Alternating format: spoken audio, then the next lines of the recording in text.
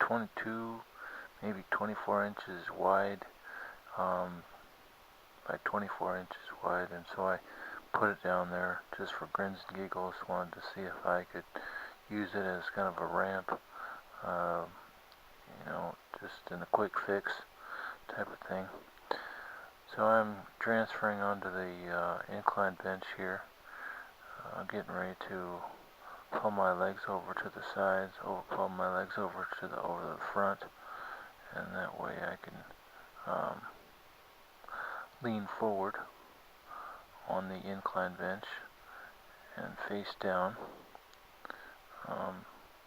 I'm not going to do these reverse flies totally. See there, I'm using that ramp. I'm trying to use that ramp. I went up it pretty good here. It went okay. I wish it was a little bit longer, because what it did, you see right there, it pushed out. The board pushed out a little bit right there at the end whenever I was pushing with my wheelchair, and of course that was it. The ramp didn't really work anymore after that, so it wasn't really helpful. But I guess I got over one step, so I guess it did help a little bit.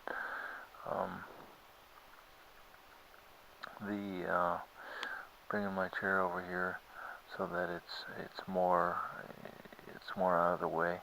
I'm using sponges that one of my YouTube friends gave me.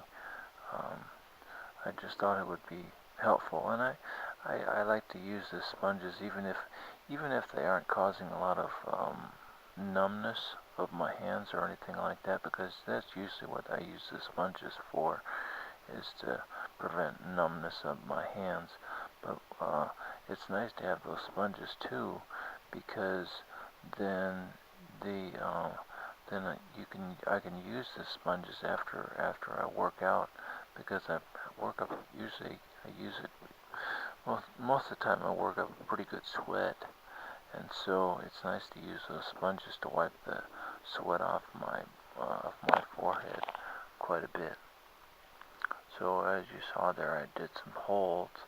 I did some repetitions, some regular reverse fly repetitions, and then after that, then I did some.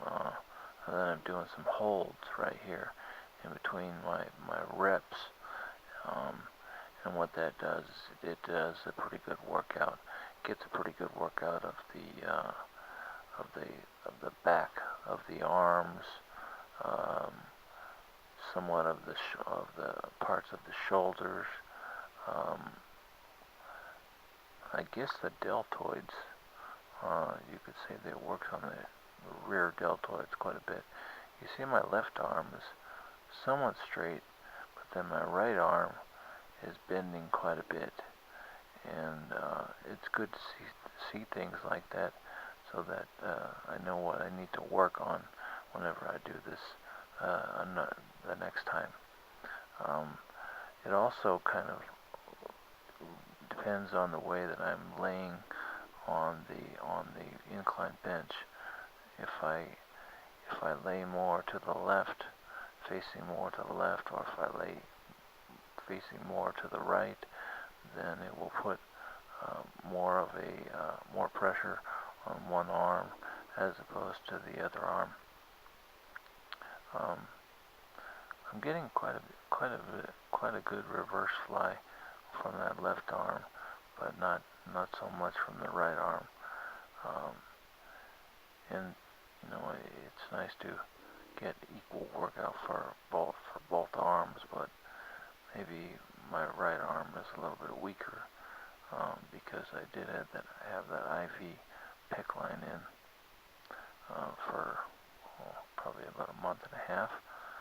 So I didn't really work out that much with my right arm, so my right arm is probably a little bit weaker, and so it probably doesn't my right arm probably can't do holds as good as my left arm did. So then afterwards, then I pull my legs over the front of the workout bench, there was the there was poles of the workout bench that were up high. The poles were where the sponges, where the yellow sponges are.